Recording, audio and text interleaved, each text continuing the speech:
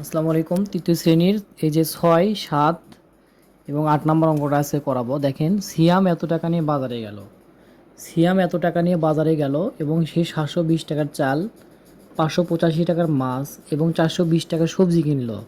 তার কাছে কত টাকা রইল? আসলে এটা আমরা খুব সহজভাবে করব। তো আসেন আমরা বোর্ডে চলে যাই, আগেই অঙ্কটা সমাধান করে আসি। তো আমি কিছুটা করে রাখছি। চাল কিনলো ৭২০ টাকার, মাছ কিনলো ৫৮৫ টাকার, সবজি কিনলো ৪২৫ টাকার।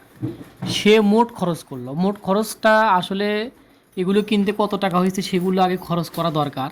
তো এগুলো হিসেব করা দরকার। ৫ 5 10 শূন্য, হাতে পরে ১, এখানে যাবে ৩, ৮ আর ৩ কত হয়? ৮ আর ৩ হচ্ছে ৮, ৯, ১০, ১১, ১২, ১৩, ৩, হাতে পরে ১, সে ১ সবসময় নিচের ডার সাথে দিবেন। ৪, ৪ আর ১ ৫, এখানেও ৫, ৫ 5 10 আর সাথে ১৭। তাহলে তার মোট খরচ হলো ১৭৩০ টাকা।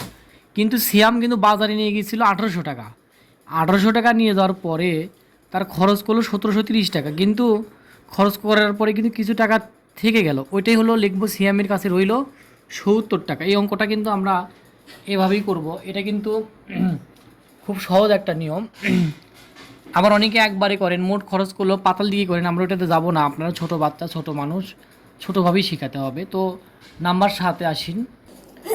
নাম্বার 7-এ বলা আছে, একটা নার্সারিতে চারা গাছ ছিল। চারা গাছ ছিল, এর থেকে এতটি চারা গাছ বিক্রি করা হলো। বিক্রি করলে কিন্তু কমে যায় এবং ওই নার্সারিতে আবার নতুন চারা নিয়ে আসলো। নার্সারির কাজই হলো চারা বিক্রি করা, আবার চারা নিয়ে আসা। চলে গেলে বিক্রি করে দিলে কমে যাবে, আবার নিয়ে আসলে বাড়ে যাবে। তো এই অঙ্কটার সমাধান আমরা যেভাবে করছি, আসেন বোর্ডে যাই। নার্সারিতে চারা গাছ ছিল ৯৫০টি, চারা গাছ বিক্রি করা হলো। বিক্রি করলাম আমরা ৫৩২টি। তাহলে চারা গাছ রইল, কিন্তু বিক্রি করার পরে থাকে চারা গাছ রইল ১০ থেকে ২ গেলে ৮, হাতে পরে ১, এখানে ৪, ৫ থেকে ৪ গেলে ১, হাতে পরে না, ৯ থেকে ৫ বাদ দিলে থাকে ৪, চারা গাছ রইল। এখন নতুন চারা গাছ আনা হলো। আপনারা এই সংখ্যাটা কিন্তু সোজা করবেন, তার জন্য কিছু ভাষা কিন্তু এই দিক থেকে বাড়তি করে লিখবেন, এই দিক থেকে স্কেল টেনে এখান থেকে লিখবেন। তাহলে নতুন চারা গাছ আনা হলো। নতুন চারা গাছ আনলে কিন্তু চারা গাছ বৃদ্ধি পাচ্ছে। ০ আর ৮-এ ৮, ২ আর ১-এ ৩, ৪ 4-এ ৮। এটা হলো আপনাদের ৭ নম্বর অঙ্ক, খুবই ছোট এবং এইভাবেই করবেন। এখন ৮ নম্বর অঙ্কটা করা আছে। ৮ নম্বর অঙ্কটা যেভাবে দেওয়া আছে সেটা দেখবো, আসেন। ৮ নম্বর অঙ্কটা বলা আছে, রুমার কাছে আছে ৯৪৫ টাকা, রুমার থেকে আসার ২১৫ টাকা কম আছে। যেহেতু রুমার থেকে আসার কম আছে, তার মানে এই যে এর টাকাটার মধ্যে আমরা আসার টাকাটা বের করব কিভাবে? এই টাকা এর তো নিজের এত টাকাই আছে, কিন্তু নির্দিষ্ট করে বলা নাই আসার কত টাকা আছে। তাই আসার টাকাটা বের করে এখান থেকে বাদ দিলেই ওই পরিমাণ টাকাটা হলো আসার থাকবে। তারপর এই টাকা আর ওর টাকা যোগ করলে আমাদের ময়নার টাকা হবে।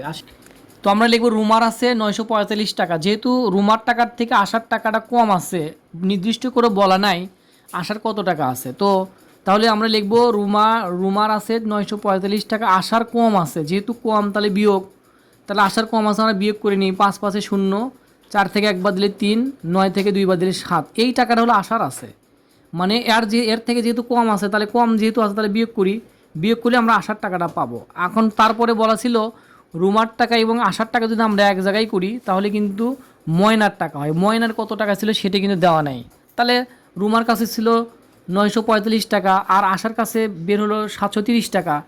এর টাকা আর এর টাকা যদি যোগ করে দিই তাহলে ময়নার টাকাটা বের হয়। তাহলে ৫ ৫, ৪ আর ৩ যোগ করলে ৭, এখানে ৯ আর ৭ যোগ করলে হয় ১৬। কিন্তু অনেকেই লেখেন, ডাইরেক্ট লেখেন, অতএব ময়নার আছে এই দুটো যোগ করে দেন। আবার অনেকে আসার আছে এত টাকা, এর নিচে আবার যদি রুমার টাকাটা লেখেন তাহলে কিন্তু ময়নার টাকাটা হয়ে যায়। অঙ্ক বিভিন্নভাবে করা যায়, তবে এই নিয়মটা দিছি এই জন্য আপনারা যেন সহজে বুঝতে পারেন, ভেঙে ভেঙে দিছি। কারণ রুমার আছে এত টাকা, রুমার থেকে আসার কম আছে এত টাকা, বিয়োগ করে দিছি। তাহলে রুমার থাকলে এত টাকা, আসার থাকলে এত টাকা, এই দুটো যোগ করলে আমাদের ময়নার টাকাটা হয়ে গেল। তো নেক্সট ভিডিও পাবেন ইনশাল্লাহ, সবাই সাথে থাকবেন।